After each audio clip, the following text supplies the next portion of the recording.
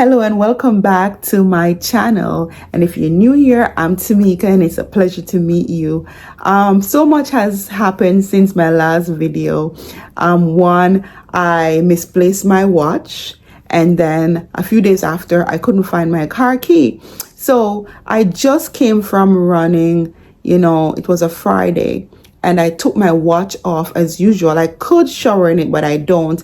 I rested it on the bathroom counter and I took a shower. After that, I didn't know where it was. And for almost a week or more, I couldn't find the watch anywhere. And of course, when you get to that point, you start to question, like, did you really put it there? Could you have lost it?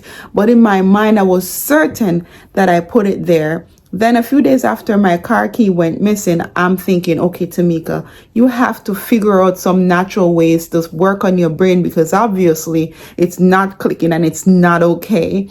Anyways, about a week or more after, I was folding the laundry when I picked up my son's sweatshirt and I felt something in the pocket. And when I put my hand inside of it, it was my car key. So I literally washed my car keys in the laundry. And I was wondering, how did he get the car key? Because I knew I placed it in the pocket of my coat. So I went to him and I said, Jedediah, I found my car key inside your sweater. And he said, oh, mommy, I forgot to tell you, when you were hugging and rubbing my back, I slipped into your pocket, took out your car key and put it in my sweater, and I forgot. And I was like, whoosh. I was relieved that, my brain is not as bad as I thought it was. But kids, I'm telling you. Then next, it was like I was going in my closet and I looked down between my shoes and there was my watch. So some time between showering, my little 1-year-old must have climbed up, taken the watch off the counter and ended up putting it in my closet so I couldn't find it. But I was so relieved because I am not as loony as I think I was. Now, we're coming off Mother's Day weekend, and certainly I recorded a video because my daughter surprised me and took me to one of her favorite spots to have dinner. And not only that, she took her young siblings with us. And if you have been following me, you know that my children are a bit spread out in terms of age. So my daughter, my firstborn, she's 19. My son is 6 years old, turning 7 soon. And my daughter, my youngest, who is 1, and in August she will be 2. So I was like, you didn't have to do anything for me, but because she insisted, I was like, okay, let's do this. And it was, in a sense, I felt a sense of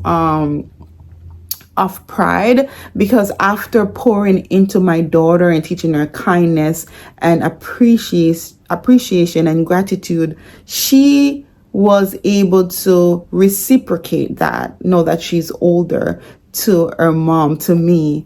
And I felt that I must have done something right along the way. And not only that, she's demonstrating that to her siblings as well, because she could have simply said, it's just me and mommy. But she knew that they are young and they're not able to do as much as she could. So she incorporated them into the whole plan. And I was like, wow, God, I thank you so much that, you have led me to raise a thoughtful child. Now, I had that video, and this video should have been of my time at the restaurant with the children, but I felt like the Lord may not have wanted me to post that video at this time. And then it came to my mind that maybe, I should talk about, promises and being faithful, and to just focus a little bit on women who are like so desirous of becoming mothers, but for some reason or another, they're unable to do that. And I wasn't sure, but then again, I got a link, and I love the way the Lord works. I got a link in my church group, and it's like a recurring thing. Every Thursday, my pastor wife would post this link. It's basically a group of women in ministry, and you join that platform and they pray and they share testimonies.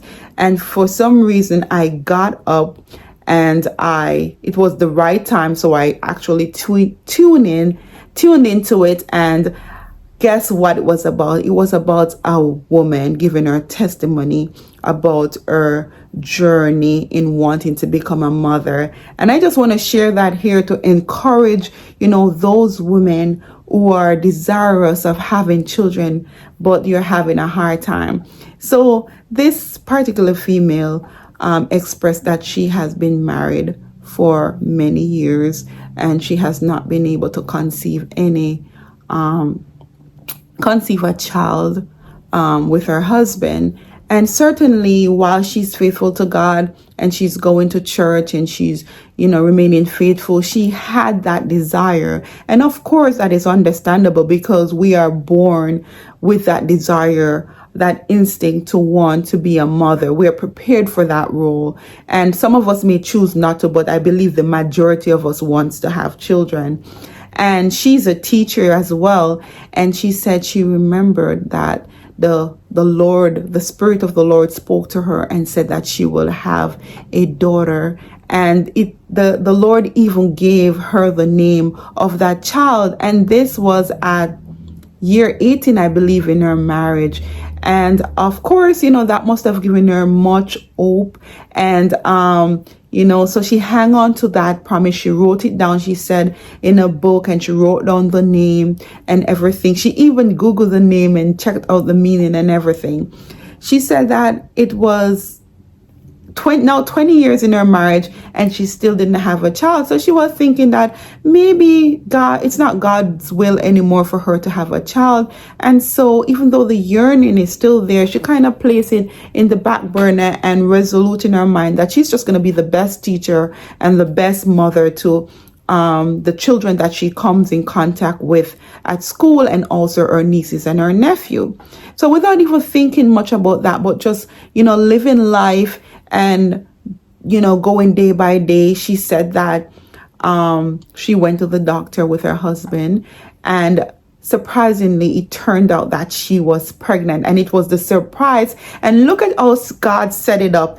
He brought both of them to the doctor at the same time to give them the good news. And this was 24 years after that she was given that child, and it happened to be a baby girl as the Lord had promised her. Right? And she was just sharing how God is good. And even amidst this, she didn't say that she was faithful and she was sure that God was going to give her the baby. And it's just a matter of time. She had doubts. She cried tears. She felt hopelessness. She felt all the emotions that I'm sure a lot of you women who are desirous of having children have felt. But God came through on his promise, and he gave her not just a baby or a baby boy. He gave her that baby that he promised her a few years before. And this story, is an example of many accounts in the Bible. And two of them that I want to bring to mind is one, the story of Abraham and Sarah, and that can be found in the book of Genesis. And what I'll do, I'll list these Bible accounts into the description so that, or I'll put them up here so that, those of you who are feeling discouraged, and even if it is that it's not a child that you desire, but you desire marriage, you desire a better job, or whatever it is that you desire in your life, that God's promises do not return to him void. And if he makes promises to you, it will come to pass, and back to Abraham and Sarah. They didn't have any children, and the Lord came to them. Abraham was about 75 at the time, and told both of them that they will have a promised child, Isaac.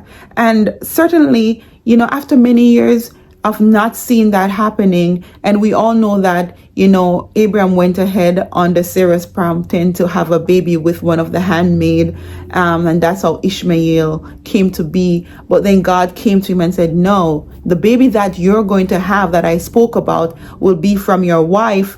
And of course, Sarah was old, and she chuckled about it, like, I'm so old, and Abraham, we're going to have children.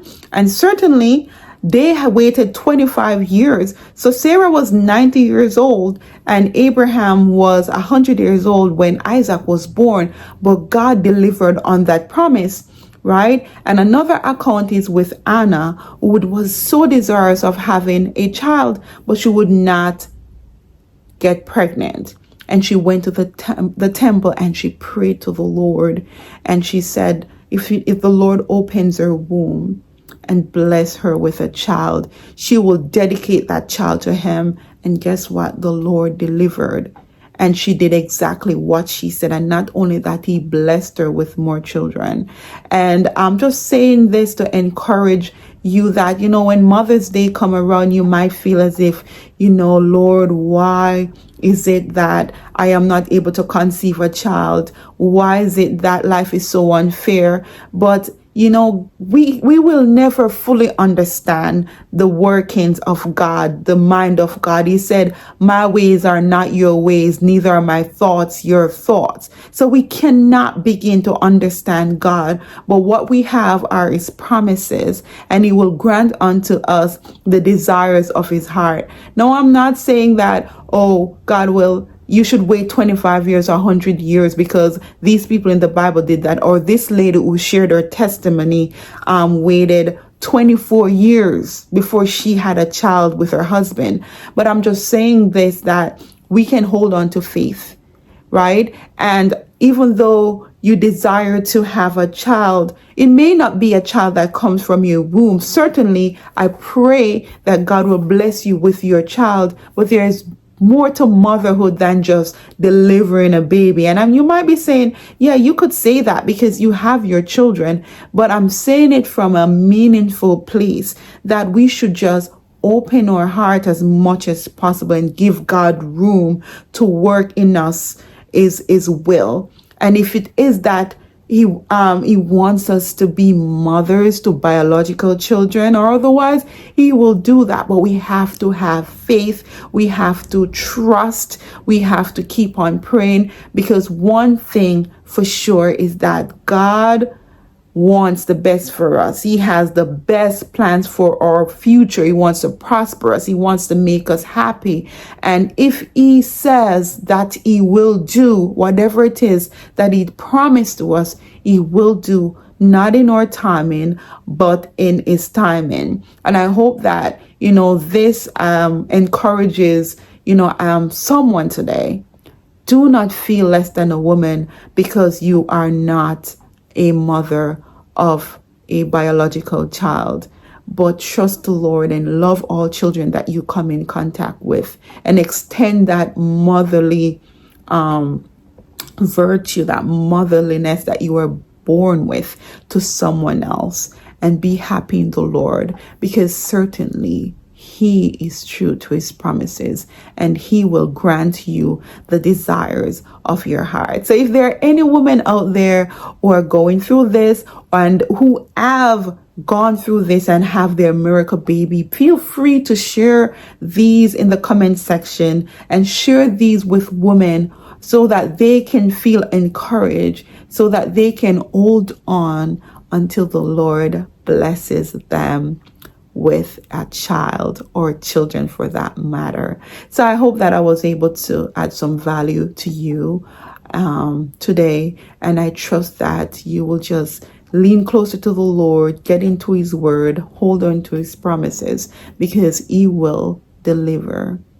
He will bless you in time. God bless, and thank you for watching. Bye.